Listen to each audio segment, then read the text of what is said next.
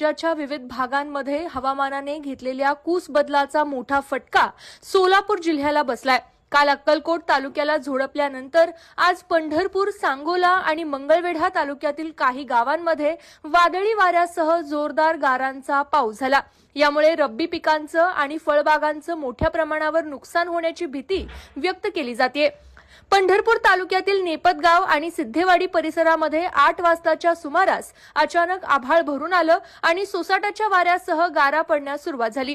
सुमारे 15 ते 20 मिनिटे चाललेल्या या गारपिटीमुळे रस्त्यावर आणि शेतात गारांचा पांढरा शुभ्र थर साचला होता। यामुळे परिसरातील तापमानात घट झाली असली तरी उभ्या पिकांवर मात्र संकट ओढवलंय।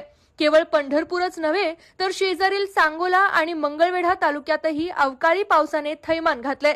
काल अक्कलकोटमध्ये झालेल्या गारपिटीनंतर आज या तीनही तालुक्यांना पावसाने झोडपलंय। वादळी वाऱ्यामुळे अनेक ठिकाणी झाडं उन्मळून पडण्याच्या घटना घडल्या असून वीज पुरवठाही खंडित झाला होता।